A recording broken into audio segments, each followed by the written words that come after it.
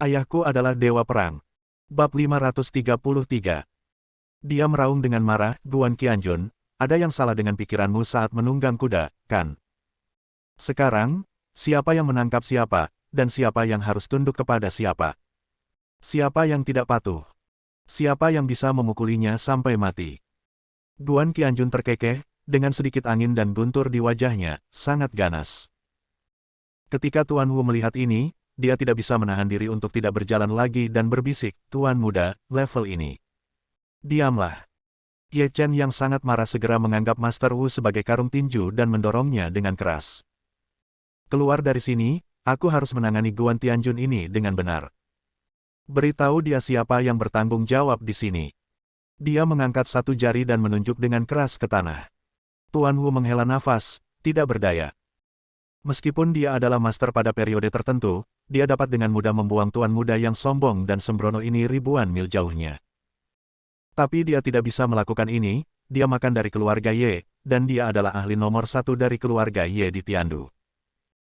Ye Chen mengertakkan gigi dan menatap Guan Qianjun, "Kalau begitu aku akan membiarkanmu.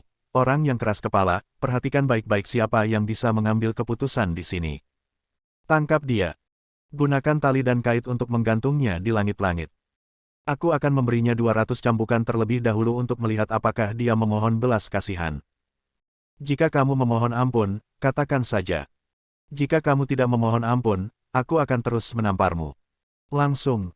Selusin atau 20 preman kekar dan pengawal yang bersiaga segera mengepungnya. Guan Qianjun sepertinya tidak menyadarinya, dan berkata sambil berpikir, "Tanah ini tidak jauh dari kota dongeng putriku. Kota dongeng putriku tidak jauh dari pantai. Itu tepat di seberang wilayahmu. Aku baru saja memikirkan cara membelinya. Sangat sulit menemukan apapun tanpa berusaha mencari tempat. Tidak perlu usaha sama sekali untuk sampai ke sini." Saat dia mengatakan ini, dia bertepuk tangan dengan gembira. Guan Qianjun kini memang punya rencana ambisius. Dia awalnya berencana membeli sebidang tanah lain di sebelah kota dongeng dan membangun basis film dan televisi. Sekarang saya menemukan bahwa sebidang tanah Ye Chen adalah yang paling cocok. Dia berpikir sejenak dan berkata dengan puas, untuk menggambarkannya dengan lebih tepat, ini seperti seseorang memberimu bantal saat kamu tertidur. Aku akan memberimu seorang gadis. Ye Chen tiba-tiba mengangkat tangannya, dan jarinya hampir menyentuh pangkal hidung Guan Qianjun. Dia meraung dengan marah, "Sekarang, mati saja." Berikutnya, Ye Chen ini menjerit nyaring. Klik. Guan Qianjun tiba-tiba mengulurkan tangannya, dan tiba-tiba mematahkan jari yang menusuk punggungnya, dan mematahkannya. Jari-jarinya terhubung ke jantung, dan Ye Chen sangat kesakitan hingga butiran keringat sebesar kacang kedelai membasahi wajahnya. Dia berteriak dengan keras, "Naik! Naik! Bunuh dia!" Tetapi pada saat ini, tidak peduli betapa bodohnya Ye Chen, dia merasa ada yang tidak beres. Dia berteriak lebih keras lagi, "Apa yang terjadi? Bukankah kamu menangkap Guan Qianjun? Kamu harus memukulnya dengan kejam. Bukankah kamu bermaksud mematahkan kedua kakinya dan menyeretnya ke arahku? Kenapa dia tampak baik-baik saja sekarang? Tapi semakin kamu melihatnya, semakin terlihat seperti. Semakin aku merasa seperti aku dikalahkan olehnya, dipukuli sampai mati, dan harus membawanya ke sisiku untuk menghadapiku." Guan Qianjun hampir tertawa saat berteriak. "Kamu baru menyadarinya sekarang, bodoh sekali." Pria berkepala macan tutul di belakang Guan Qianjun mengangguk tak berdaya dan menceritakan apa yang terjadi. Bos mereka, Gai Baotou, kini dalam kondisi yang sangat menyedihkan. Kedua tulang belikatnya patah dan salah satu kakinya cacat. Mereka tidak punya pilihan selain membawa Guan Qianjun ke sini. Wajah Ye Chen berubah drastis, dan dia berteriak dengan tegas, "Kamu pantas dikutuk. Kalian, orang-orang pengkhianat ini, mengambil begitu banyak uang dariku, tidak memberiku pekerjaan yang bagus, dan bahkan membawakanku musuh di sini. Datang. Kupikir kaulah yang membawanya ke sini ketika aku menginjak kudanya. Biar ku beritahu. Aku tidak akan memberimu 1 sen pun. Aku akan menuntutmu." Ye Chen, yang sangat marah karena tuan muda Ye juga aneh, sebenarnya berpikir untuk menuntut orang-orang yang mengambil uang dan gagal melakukan sesuatu dengan benar. Guan Qianjun menggelengkan kepalanya, wajahnya tenang. "Kamu tidak bisa menuntut. Kamu tidak akan bisa menuntut hal semacam ini dalam hidupmu, tapi jangan khawatir tentang uangnya. Gai Baotou telah menyerah padaku, dan saudara-saudaranya juga milikku. Uang yang harus diberikan tidak boleh kurang, harus digandakan. Selain 3 miliar, Anda bisa menggunakan 10 juta lagi untuk menebusnya. Ye Chen berteriak dengan marah, Guan Qianjun, kamu berpikir dengan indah, apa yang kamu katakan lebih baik daripada apa yang kamu nyanyikan. Tidak peduli apa, ini adalah wilayahku, dan aku memiliki begitu banyak orang. Apakah kamu pikir aku akan membiarkanmu melakukan apapun yang kamu inginkan? Pergi. Persetan dia sampai mati. Lebih dari 10 atau 20 preman dan pengawal menyerbu Guan Qianjun dengan ganas. Setelah beberapa saat, mereka semua terjatuh ke tanah dengan tangan besi. Lantai di sekitarnya retak. Guan Qianjun menggelengkan kepalanya, oh, lantai bagus yang menutupi seluruh ruang tamu akan menelan biaya setidaknya 3 hingga 400 ribu. Tidak apa-apa, dan tagihannya akan dibebankan kepada Anda. Saat ini, Guan Qianjun seperti orang kikir yang bertekad berjuang demi setiap sen. Setiap kerugian harus diingat di kepala Ye Chen. Bagaimanapun, dia adalah domba besar yang gemuk. Ye Chen mundur dengan ngeri. Dia sangat ketakutan hingga wajahnya menjadi pucat, tapi tiba-tiba dia memikirkan sesuatu dan tertawa terbahak-bahak. Guan Qianjun, jika kamu tidak mengambil jalan menuju surga, tidak ada cara untuk masuk ke neraka. Apakah kamu pikir kamu memiliki beberapa keterampilan dan mengalahkan begitu banyak anak buahku, jadi kamu tidak bisa berbuat apa-apa? Biar ku beritahu, aku punya guru tingkat tinggi yang sangat kuat di sini. Dia telah mencapai tingkat master. Tuan Wu, ayolah. Saat dia berbicara, dia dengan cepat menyusut di belakang Tuan Wu. Tuan Wu telah berulang kali mencoba membujuknya untuk berhati-hati, tetapi dia selalu menyela. Sekarang, saya meminta maaf dengan tulus. Tuan Wu, ternyata kamu sudah lama melihatnya. Kamu memang tuan nomor 1 di keluarga Ye kita. Bunuh Guan Qianjun, aku akan memberimu keuntungan besar. Aku akan memberimu 1 juta dan memberimu 10 hari libur. Pada saat ini, Tuan Wu menatap Guan Qianjun dengan cermat. Ekspresinya cukup rumit, dan matanya menunjukkan ketakutan yang tidak bisa dijelaskan. Dia berkata perlahan, kamu telah terluka, dan itu cukup serius. Jika tidak, kamu mungkin berada di level Grandmaster, oh tidak, Grandmaster tertinggi. Melihat ke seluruh dunia, saya khawatir kita tidak dapat menemukan banyak lawan. Dia menarik napas dan melanjutkan, tetapi setelah kamu terluka, kamu paling banyak adalah master tingkat kedua. Bahkan master tingkat kedua 1 tingkat lebih tinggi dariku. Namun, kamu menghabiskan banyak energi sebelumnya. Skillnya paling banyak hanya bisa mencapai 2/3 dari keadaan aslinya, kan? Dia berbicara dengan sangat rinci, dan Guan Qianjun tidak terkejut. Begitu dia masuk, dia memperhatikan Guru Wu dan merasakan auranya. Sebagai seorang praktisi, siapapun yang telah mencapai level master atau lebih tinggi dapat merasakan aura lawan dan mengetahui level skill dan ranahnya. Namun, Guan Qianjun tidak mengambil hati. Setelah mendengarkan dia berkata begitu banyak, dia hanya mengangguk sedikit dan tidak banyak bicara. Tapi Tuan Wu tampaknya lebih ketakutan. Tentunya kekuatan saat ini hampir sama, kenapa takut? Bab 534.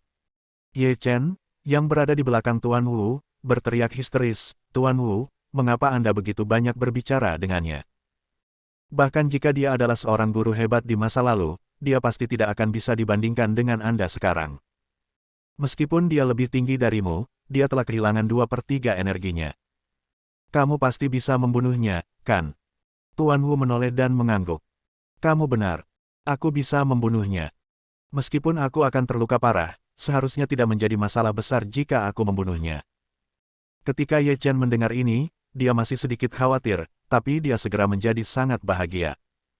Dia berteriak, kalau begitu kenapa kamu tidak segera mengambil tindakan dan segera membunuhnya, jangan menunggu sampai dia pulih. Kamu tidak perlu khawatir akan terluka parah, kan? Jika demikian, saya akan menanggung semua biaya pengobatan Anda, dan saya juga akan memberi Anda hadiah 1 juta. Tuan Muda Tiandu menjadi semakin murah hati. Tuan Wu menarik napas dalam-dalam, lalu berkata perlahan, jika saat itu dia pertama kali datang, jika sebelum dia mengalahkan selusin pengawal itu, saya mungkin akan mengambil tindakan, tapi sekarang. Omong-omong, ekspresi kebingungan muncul di wajahnya. Ada ketakutan yang lebih dalam. Ye Chen menjadi gila, apa maksudmu? Dia menjatuhkan lebih dari selusin pengawalku. Bukankah itu menghabiskan lebih banyak energi dan keterampilan? maka akan lebih mudah untuk menghadapinya. Masuk dengan cepat, cepat masuk. Dia juga mendorong Tuan Wu dengan keras. Tuan Wu menghindar dan Ye Chen mendorongnya menjauh. Celepuk. Seluruh orang itu terjatuh ke depan dan menggerogoti lumpur. Dia tiba-tiba menoleh dan berteriak dengan keras, "Wu Guotang. Apa maksudmu dengan ini? Apakah kamu tidak menganggap serius keluarga Ye kita? Jika kamu tidak mendengarkanku, kamu tidak menganggap ayahku dan Ye keluarga dengan serius. Kamu sama saja dengan pengkhianatan. Bahkan jika kamu seorang master, kamu akan mati dengan menyedihkan. Cepat bunuh orang itu, patahkan kakinya, gantung dia di langit-langit, dan biarkan aku mencambuknya. Aku akan memberimu 5 juta. Kamu adalah tuan paling setia di keluarga Ye kami. Kamu telah bekerja selama 3 atau 4 tahun. Tuan Wu menarik napas dalam-dalam dan tiba-tiba berkata, saya tidak bisa mengkhianati keluarga Ye Anda. Mereka memberi saya lebih dari 1 juta gaji setiap tahun, serta berbagai keuntungan. Keluarga Ye memperlakukan saya dengan baik. Saat dia berbicara, dia perlahan mendorong ke arah Guan Qianjun. Ye Chen tertawa keras, baiklah, Tuan Wu, Anda adalah orang yang bijaksana dan Anda sangat benar. Jangan khawatir, jika Anda memperlakukan saya dengan baik, keluarga Ye tidak akan pernah memperlakukan Anda dengan buruk. Kecuali hadiah 5 juta yang saya baru saja tersebut. Aku juga meminta ayahku untuk meningkatkan perawatanmu di rumahku. Tambahkan 1 perjalanan lagi ke Maladewa setiap tahun, dan berikan kamu 2 model cantik agar kamu bisa bersenang-senang. Guan Qianjun, kamu sudah mati. Begitu Tuan Wu mengambil tindakan, kamu pasti akan musnah. Tuan Wu, jangan pukul dia sampai mati secara langsung. Patahkan kakinya dulu. Saya ingin menyiksa. Menyiksa. Saat dia berbicara, Ye Chen tiba-tiba tercengang. Kata, penyiksaan, terus terngiang di mulutnya. Tiba-tiba dia melihatnya. Tuan Wu berlutut ke arah Guan Qianjun dan berkata dengan nada hormat, Tuan, saya minta maaf. Saya tidak tahu Andalah yang datang ke sini. Kalau tidak, aku tidak akan pernah berani bersikap sombong di sini. Untungnya, aku menemukannya tepat waktu. Setelah jeda, dia menoleh untuk melihat ke arah Ye Chen dan berkata sambil mencibir, bahkan jika keluarga Ye memberiku 100 juta setiap tahun, memberiku 100 wanita cantik, dan mengizinkanku pergi ke Maladewa 100 kali, itu tetap saja tidak sama pentingnya dengan hidupku. Hidupku tidak sepenting sehelai rambut di kaki yang tertinggi. Siapapun yang ingin menyakiti yang tertinggi, aku harus membunuhnya, apalagi membiarkan aku menyakiti yang tertinggi. Aku tidak bisa melakukannya, dan aku tidak mau melakukannya. Yang mulia, senjata suci negara, untuk negara dan rakyat, telah membunuh musuh yang tak terhitung jumlahnya. Jika tidak ada yang tertinggi. Ketika dia mengatakan ini, dia berhenti, dan kemudian nadanya menjadi lebih tajam, seperti pisau, menusuk jauh ke dalam hati Ye Chen. Jika tidak ada yang tertinggi, bagaimana mungkin pemuda seperti Anda bisa begitu riang dan bahagia dimanapun, menjadi tirani, tidak terkendali, dan menindas pasar? Tiba-tiba, wajah Ye Chen menjadi pucat. Semua orang di sekitar yang mendengarnya menjadi sangat pucat. Ye Chen bergumam, yang tertinggi. Yang tertinggi, apakah Anda bercanda? Anda pasti bercanda. Hahaha, Wu Guotang, Anda pasti bercanda. Dia mengangkat kepalanya dan tertawa, bagaimana dengan artefak yang mengembalikan negara?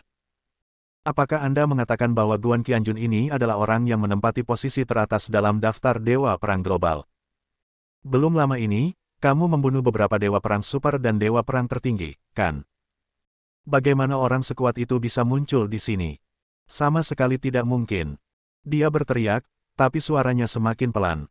Meskipun dia masih tertawa dan terlihat sangat sombong, dia tidak bisa menyembunyikannya.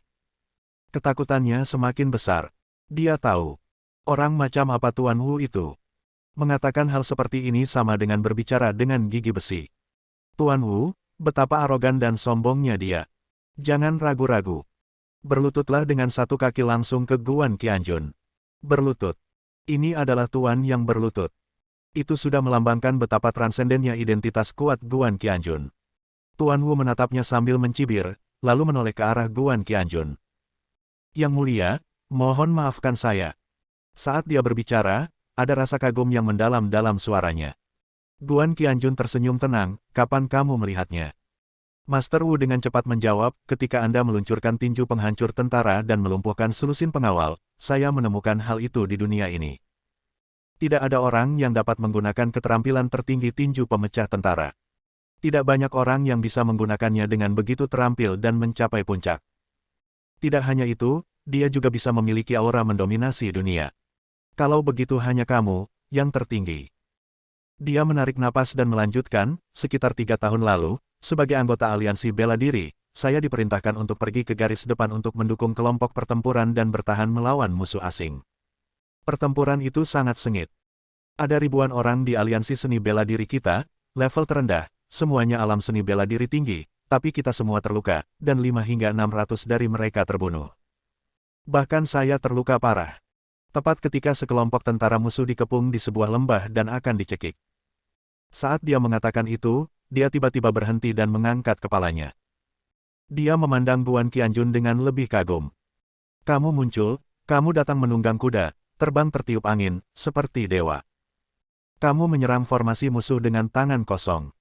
Setiap pukulan membunuh satu orang. Bagi mereka yang memiliki keterampilan lebih rendah, kamu dapat membunuh 7 atau 8 orang dengan satu pukulan. Yang dia gunakan adalah Po Jun Fist.